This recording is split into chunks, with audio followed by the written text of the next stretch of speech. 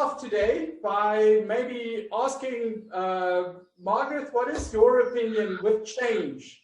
What is the biggest challenge people have, individuals have with change? I guess from my point of view, I think it's the biggest challenge that people have with change is that it's the way we view it. And sometimes people view it in a negative light. And it's because, and I think the challenge comes because people can't see what is the future or what is to come. So because of that, we either get afraid or we choose to look at it in a specific way, which gives you a direction that, you know, I don't have to be in a place where I need to be afraid, because most of the time, you know how it is, we are afraid of the future because we don't know what's coming. And so we struggle with that aspect. And because of that, people hold back on change and they hold back on growth. In my opinion, change brings growth. Yeah. So Annastasia, maybe I can jump to you. So Margaret said people are afraid of the future because they can't see what the future brings. What is your opinion on change and why people struggle with change at times? Or do they struggle? Maybe they don't, in your opinion. I think Margaret took the words out of my mouth, because for me, growth is and are people struggling with change? If one wants to really focus on another side of it, let's say people have been growing, and so it means people have been changing. So are they struggling with change? Really not. It's because they're given an opportunity to share, to saying, how do you feel about this change? But if you look back, we have been changing and we have been doing a great job with that. Yeah. So, but as Margaret said, it's because of the unknown. You don't know what's happening tomorrow. And I'm comfortable with what I know. And everything that I don't know, it's a challenge for me. So it depends on how you see it, as Margaret said again. Is it, I see it as growth, so growth is great. So it's asking what's in it for me and what can happen, and I deal with it that way. Mm.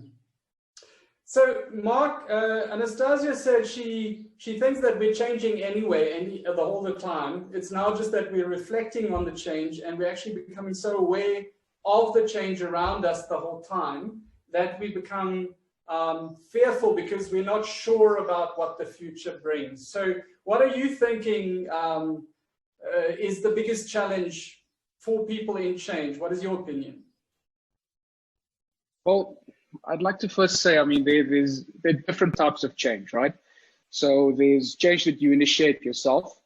So this is change that I want to happen, and this is change that I make happen.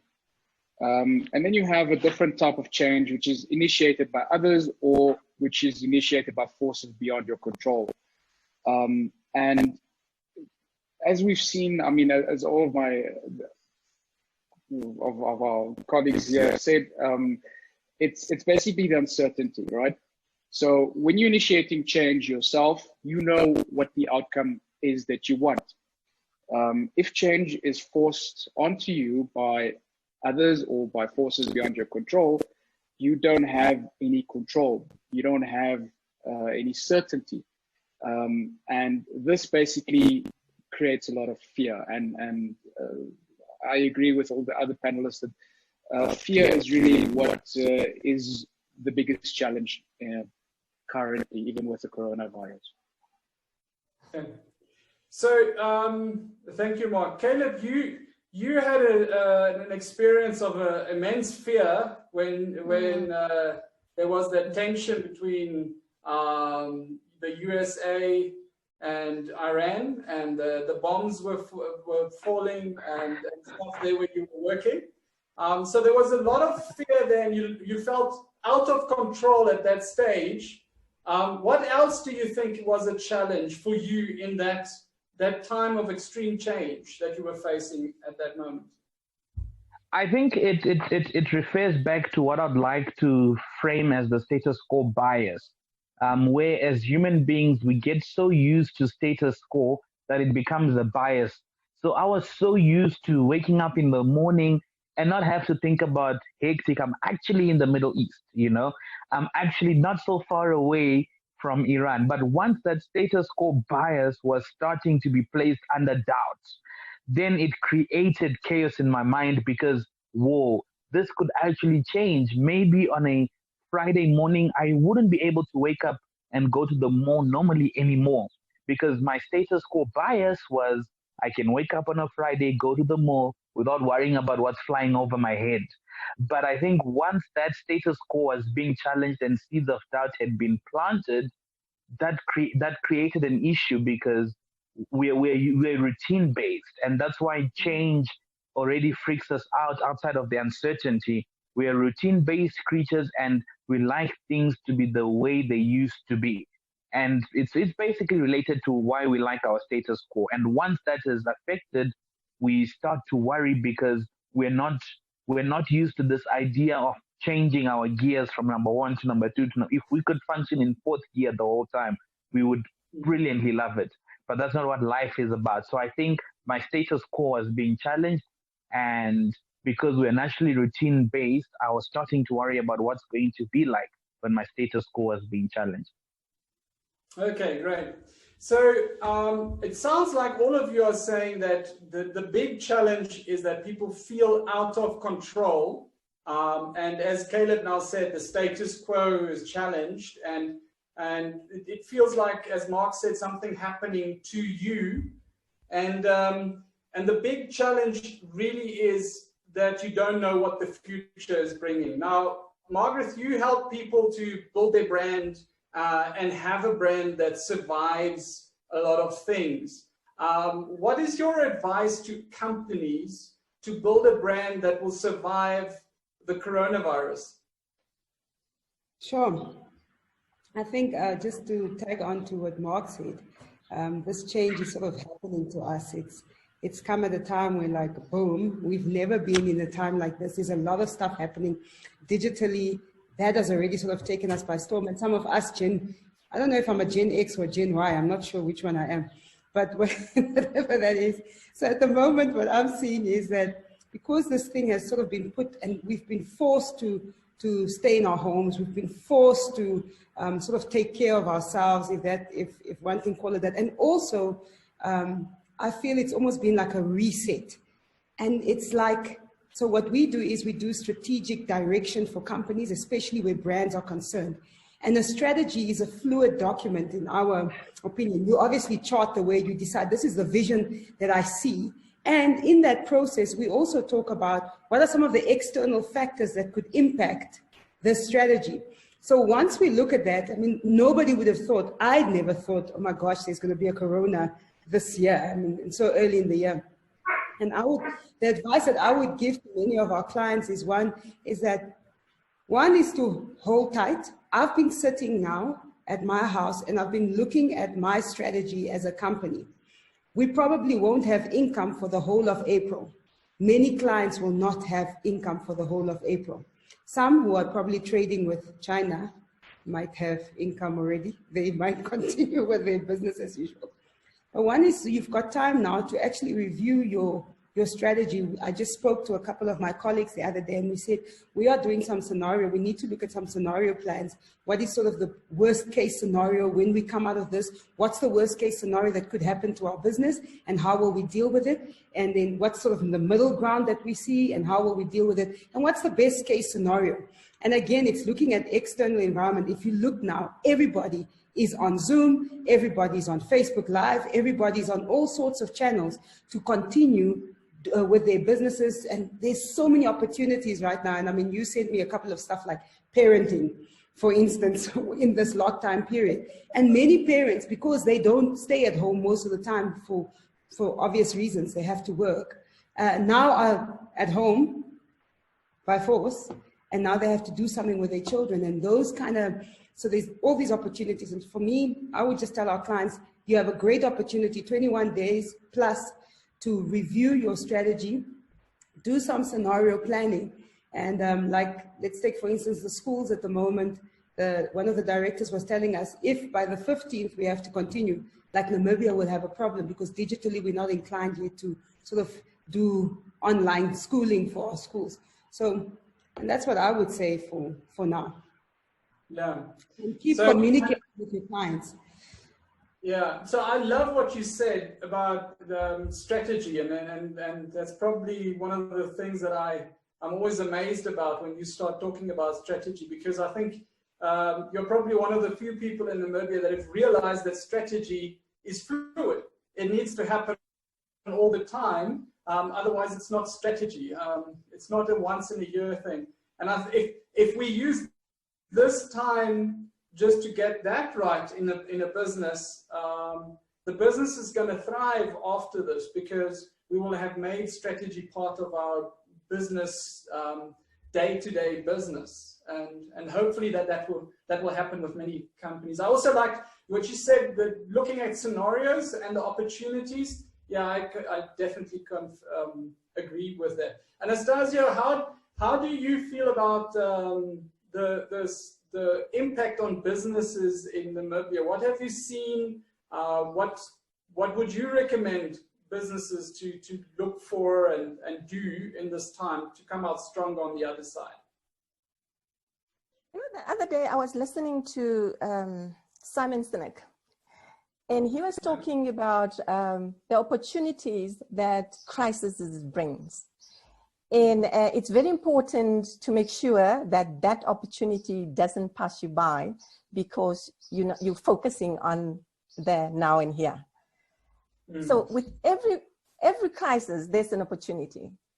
And if we look at the past, everything that was invented in businesses that was transformed is through crises.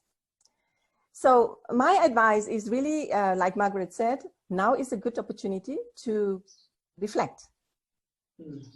Reflect and really think about what's the worst that can happen. Because you cannot just think about the future without thinking what's the worst. Because you need to prepare for the worst. Whether it will happen or not, that will give you comfort for the future. Because, okay, if we'll never get out of this, how do I continue doing business?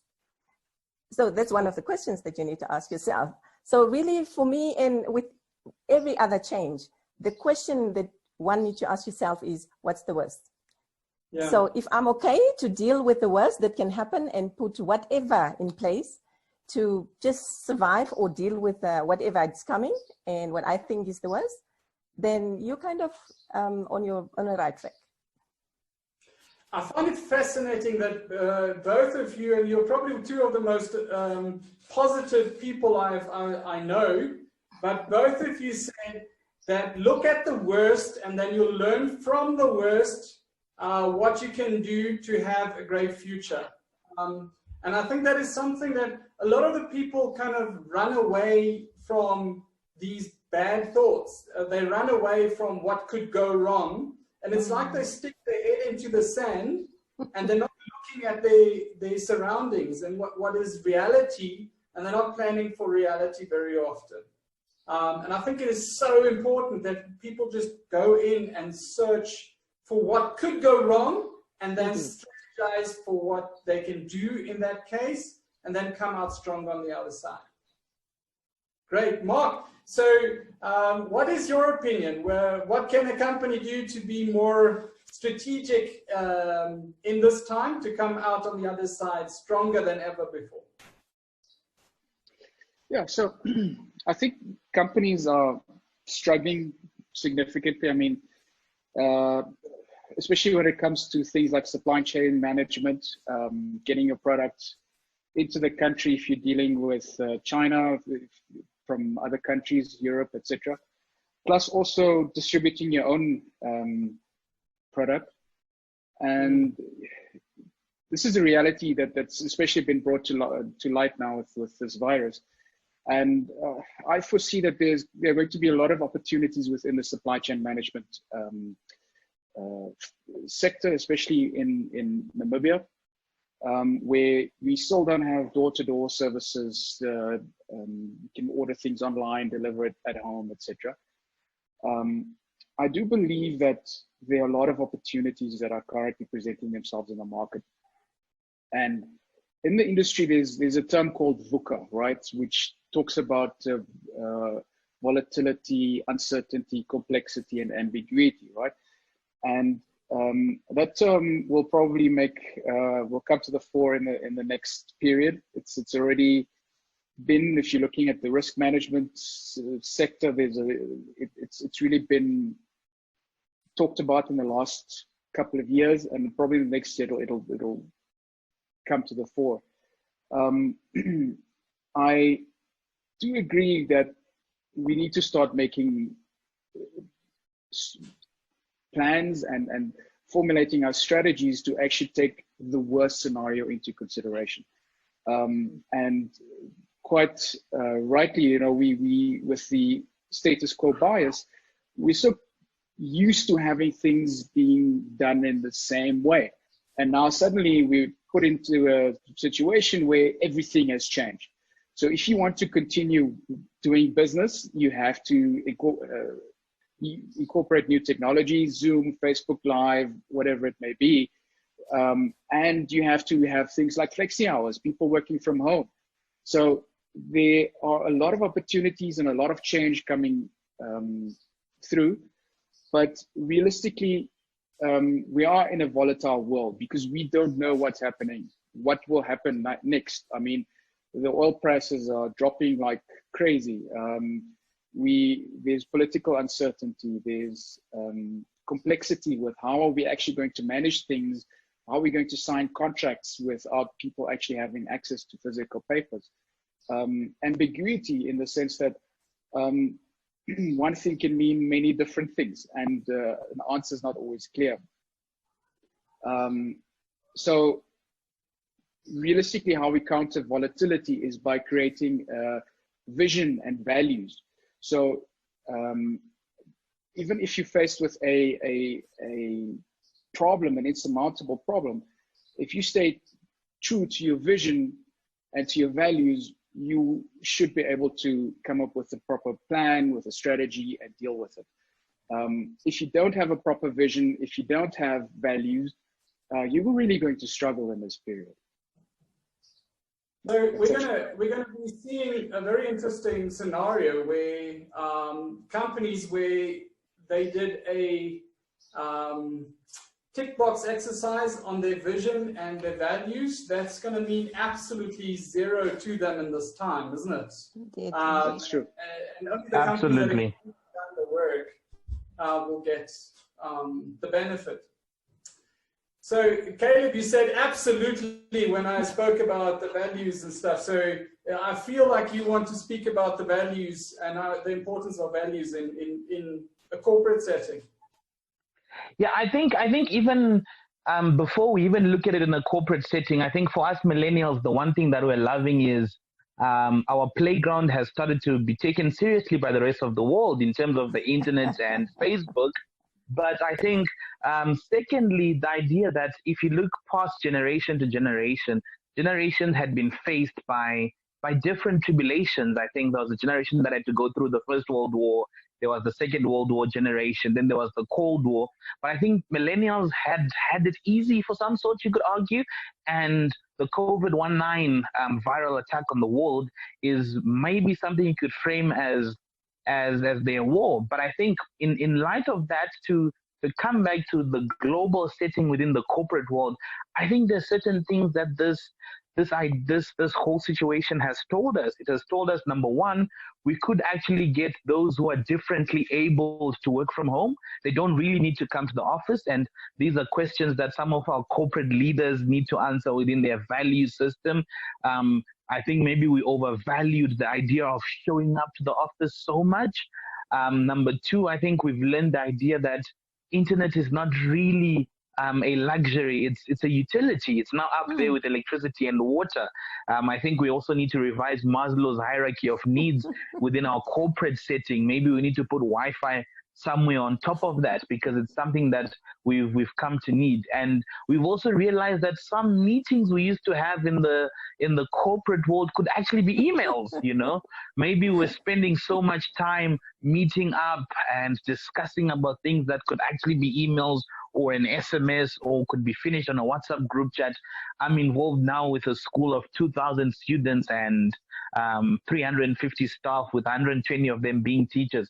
And we literally, in a space of 3 days, went from we could teach online to have the whole curriculum being migrated online, which is actually showing us that maybe we don't need to fly people to Kurdistan, or we don't need to fly people around the world to administer courses.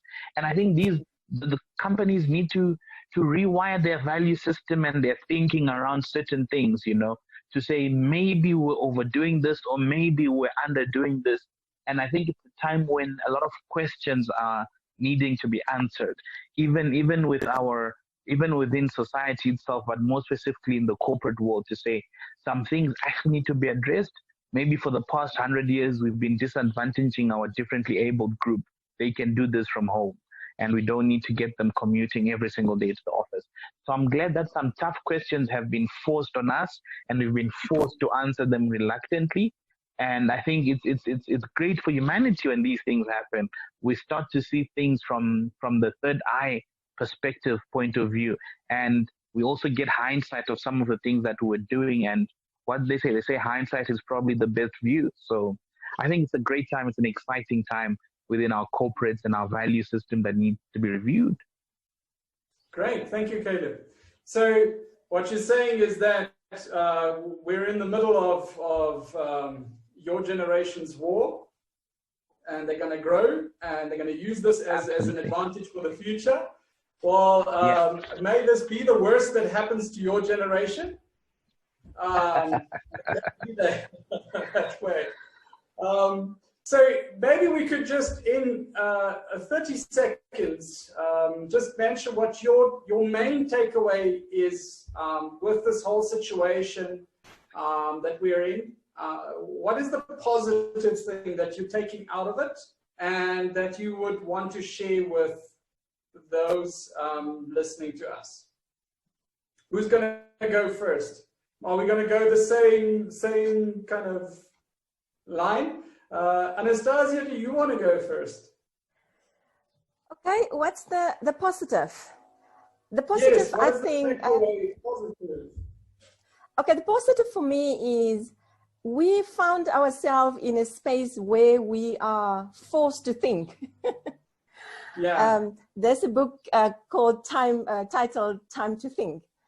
It's really forcing ourselves to think and coming up with ideas that we never thought we had. I'm talking from a personal point of view, where I always thought I'm not so creative. And just thinking about the things that I've been thinking, and really, because I've got the time to think, it's amazing. Yeah. What's the negative? Really, I tend to not see things as negative. It's just things that either need to be addressed or dealt with.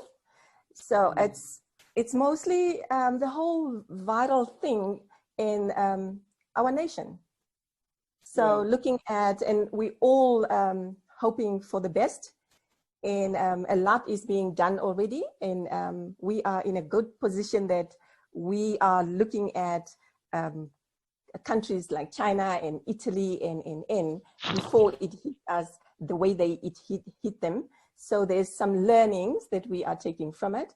So and really I trust and believe that we will get to the other side. Cool. Thank you for that.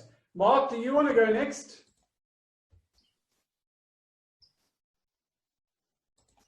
Yes, I would like to. Okay, so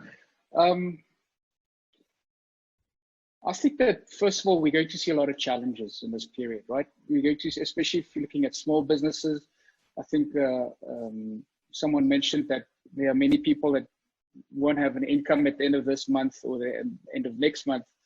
And this is the reality that we will be faced with. There are going to be a lot of financial challenges going forward. That being said, overall, I have to say that we have to look at the community, right? So the community has benefited tremendously. We've seen that it's not the end of the world. Everybody's out there trying to get their toilet paper, but we're actually queuing up. We're dealing properly. We are helping each other, and that really comes back to the spirit of Ubuntu. You know, coming together and helping each other forward.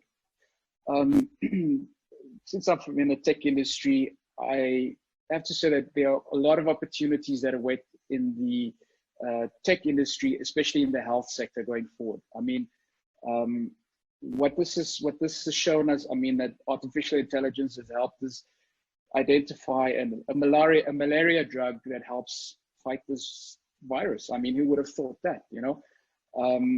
Things like communication technologies, storing and transmitting patient data quickly and securely, and yeah, like remote healthcare, remote meetings. As Caleb said, those meetings that should be emails, let them be emails. You know, alternatively, we can all work from home. I mean, imagine all the pollution and traffic that we could spare if we were able to work from home. So there are a lot of opportunities. We have to manage fear, and this is really you have the corporate sphere, and you've got your individual sphere, and there's a lot of fear going around, and we have to manage that fear internally. Cool. Thank you, Mark. So, Caleb, I would love to hear what your positive takeaway is from this whole situation. I think it's threefold. I think as an educator, I'm quite glad that some parents are finding out it's not the school or the teacher, it's actually their children. But on a more serious note, I think I was reading a book by Malcolm Gladwell, and he said it's easy to try and help the disadvantaged from a position of privilege. And I think the first thing we need to really look at is count our blessings. I think it's exposed some inequalities that we have in society. Primarily to say, for some people, it's easy to go. For some people, it was easy to go into self-isolation when you have 4G internet and you've got Netflix and you've got what people are claiming to be isolation snacks. It's easy. But for some of our loved ones around the country in certain different social economic scales, it's not that easy because they need to earn money every single day through whatever they're doing. And it's not so easy to social distance in some of these areas. And it's forced us as a people to check our privilege and to really sort out some of the inequalities that we have. Because how do you self-isolate when there's no water? I think from a social perspective. I think from a corporate perspective, I think it's made companies realize some of the things we take for granted, like walking across the hallway and say, "Good morning, Mark. How are you today?" with a smile on your face, you know, because that human-to-human contact that we take for granted when we actually have that privilege is so important to company morale. But when it's not there anymore, how do you keep such a thing going in terms of morale, in terms of teamwork that you took for granted when it was there? I think it's from a human science perspective, I think organizationally it's a massive opportunity to try and create and keep that morale going from a team perspective. But I think thirdly, we've seen how important entertainment is. Whether we like it or not, we all need a break. And we stop paying our musicians in exposure anymore because they're really important. We stop paying our actors in exposure anymore because we're all wanting to Netflix and chill now. So we really then realize that this service they're providing is not just fun and games. It's actually a serious type of industry, such as football, rugby, sport. It's not there anymore, and we're all crying for it. So I think we've been asked to check our privilege and to count our blessings. And I think that's, in as much as difficult it is, I think it's so cool to be able to do that in a forced environment. Thank you, Caleb. Margareth, last but not least. Caleb, I like you. You make me laugh. Anyway, to be honest, I think I have started embracing technology a bit more. You know, you have a phone. The phone can do a lot more than what you give it a chance to. So it's almost looking at something and saying, it's like, how can I squeeze out the potential in this gadget that I have? And I mean, I went to sign up on Zoom. In the past, people would send me Zoom meeting requests, and I'd be like, I don't know how to use that. Can we use Skype, please? Something that, you know, just easier. So now I have to look into that. And another thing is also like just embracing time to review and reset. For me, it's just been like a fast, let's run, let's do things. And it's actually so great to wake up in the morning, go for my normal exercise and find so many people that are just, you know, let me keep fit. Whereas you would never see them on that normal day. On a normal day, it would just never have happened. And lastly, for me, is this one of my colleagues said this to me, what will the new normal look like? And because I do strategy all the time, I always love to be like in the future, most of the time thinking about what will it look like? What will our new normal look like? And you know, how will we adapt to that? And this new normal is not only for how we do business, but also the new normal on how we relate to people. The reset always happens. It happened in donkey years ago. It happens. Every generation has a reset where you need to sit back and just look. And for me, it's that human beings, how are we going to start relating to each other? And I agree, like I still want to have that physical contact. So sometimes I do when I have a meeting, forget those ones that you can really send an email about. But there's that human contact, and how will it look like? And how do we take care, how do we live balanced lives if at all possible? Is it possible that we could actually make all these things happen, live a full life, live out our full potential, and at the same time have a family that works? You know, like your family is there, because those are the people who actually keep you going and who ensure that you actually have a life worth talking about once you're gone, that people stand at your funeral and say, yes, she made a difference or he made a difference. But look at their family, it's completely intact. So that's where I'm at. And for me, the question has always been, what will it look like? And that's where I'm at. Those are the positives for me, that I can sit and I can daydream and think about that. Yeah, so that's me. Cool. Thank you very much, Margaret. So just to summarize the discussion, Anastasia said we need to stop and think a little bit. Then Mark said that we need to think not just about general things, but we need to consider Ubuntu, which Caleb continued with and said we shouldn't forget those that are not as well off as we are, and that we should count our blessings that we have and be good to artists and people that we take for granted. And then, Margaret, you summarized everything so nicely when you said you want to squeeze out all the potential out of technology, you want to review and reset, and then hopefully we will go out of this whole process with the ability to balance our lives in such a way that people can talk about that in a positive way long after we've been around. I thank all of you. It's been great to have you on board. Thank you for your participation. And I am so thrilled because our book got launched 2 days ago that we are doing this whole change thing with. So I'm very excited and looking forward to sharing that with a lot of you. Thank you. Well done. Thank you. Thank you very much. Thank you. Bye. Bye. Bye. Thank you. Bye.